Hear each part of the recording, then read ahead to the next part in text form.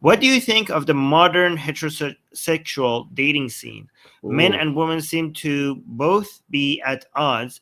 Many men struggle to get any attention whatsoever, and many women feel completely used for sex and can't attain the commitment they seek. Okay, the first thing I want to mention is that a lot of people have been brainwashed by the red pill community to think that this is a modern problem. Okay, This has always been this the is problem. this is Yeah. not a modern problem. This is how it has always been. A Yeah. few men getting almost a lot of the attention has been, other men going out and dying in battlefields and doing hard labor where lords and, I don't know, rich men getting like having harems. This has been like the history of the human race. So I think I would actually suggest right now it's more fair. Like it still might be a bit unfair, but I think men have it better now than they had it before, right? Look towards the You camera. know, oh, look towards the camera. Like right now, like back then, if you had less access to everything, and there was no way of getting out of it, right? And now you have less access to wealth and prosperity and women and a lot of other things compared to other men, but there are more ways. Again, I don't want to act like it's equal for everybody and anybody could just like get out of their situation and prosperity and all of this is available to everybody.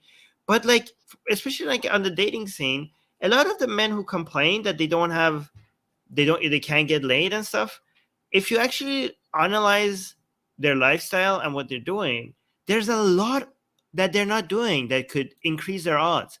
And these days, the things that you could do is available as guides everywhere. But like the red pill community might not, uh, is not the right guide because the red pill community kind of portrays like you as a victim, as something that is being happening to you beyond your control, right? So don't go for that advice. There are actually some much better advice like exercising, taking care of yourself, figuring out how to communicate. These guides are available for like even compared to 20 years ago. Like these are things that you used to have to pay for to be able to understand how to do, right? Like how Mm. to take care of your hair, how to get an outfit that fits, that makes you look a little bit decent, how not to come off as a creep, how not to be awkward. These are all like a one YouTube video away from you.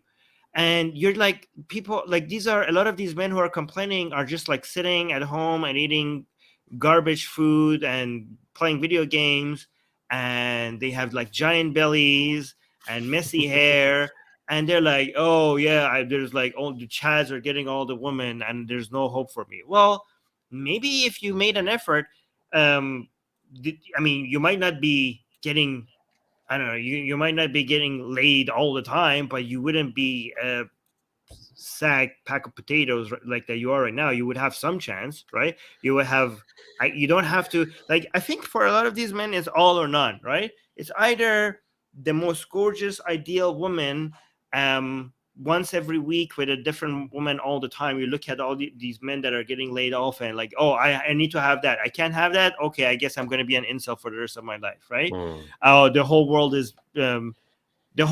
is like programmed against people like us, right? Well, and this is this is a, a sign of modernity. Modernity has turned against men.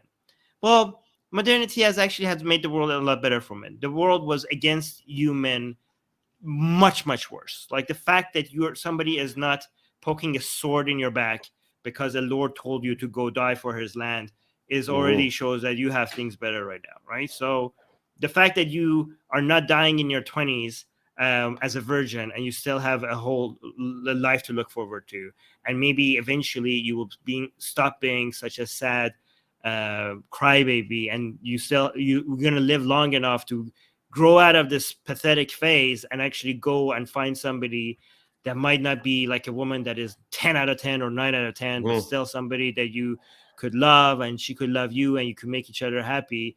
The fact that you still have that shot, that shows that you have it better than any time in history. So stop crying about yourself, your situation, and go do something about it. What do you think? Yeah, I agree with everything you said, and I think this is how we complete each other because I can add something on that, which I think that you probably left that you didn't say.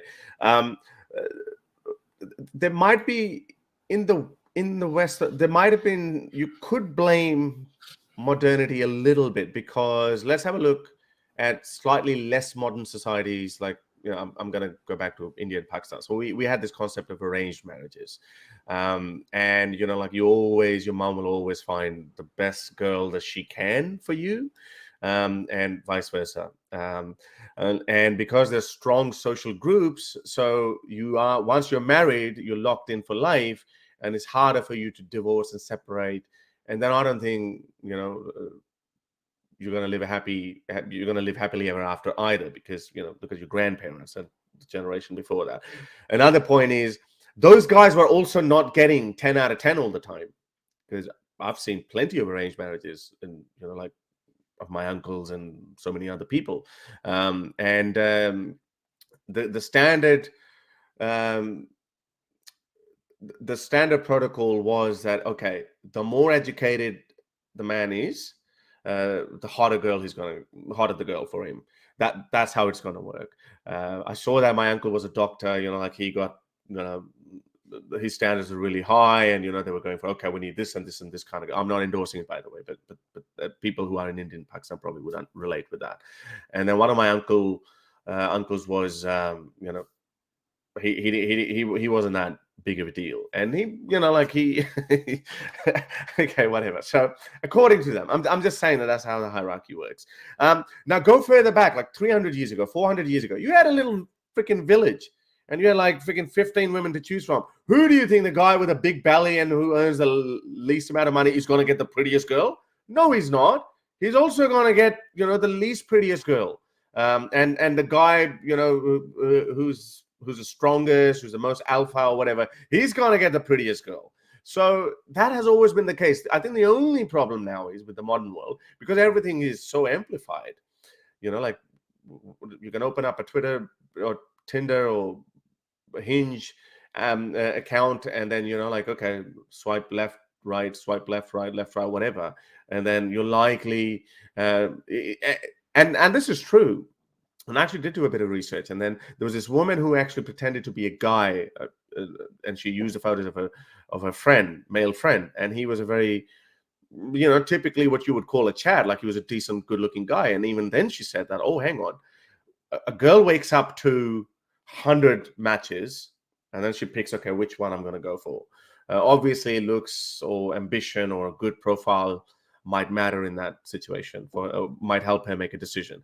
But a guy is lucky to wake up, a giga chat like that guy would be lucky to wake up with 1 like or 2 likes or 2 matches. That's just the way it is, because men are going out there to get girls. Men are the instigators in that, whereas women have, and again, you look at it across, and it's biological as well. Look at across all mammalian species as well. Like 2 male tigers are fighting with each other, 2 rams are butting heads with each other to get the female, and then the female goes with the victorious tiger or bear or the ram. So that has always been the case. But I think now, back then, like if you didn't get a girl, you'd be like, yeah, well, you keep trying. But I think we have become such an entitled race, or we've raised this generation of entitled brats that, like, I can't get a girl. Well, you didn't. I asked her out. I became a creep to her. She didn't say yes. You know what? I hate old women. And then they just go back, they give up. Where else? Let's try something else. We all want to be rich and successful. But has anyone ever said, actually, losers actually do make arguments on that too? Oh, there's so much corruption up there. I can't, like that guy became so rich and successful because he was corrupt. He had the right links and all that. I'm a loser because I'm an honest man, whatever. People will always make excuses for their failures.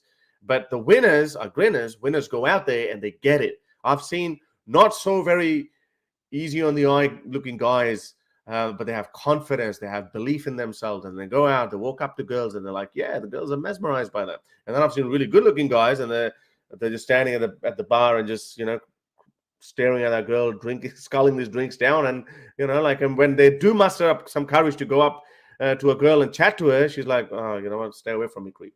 So it's you just got to understand, you got to have faith in yourself. Just like everything else, for that job, there are 100 applicants for the position you're going for, and you have to be the best for the interviewer to give you the job. And that's the same with women as well. Get my best-selling book, Why There Is No God, for free. Click on the link for it in the description.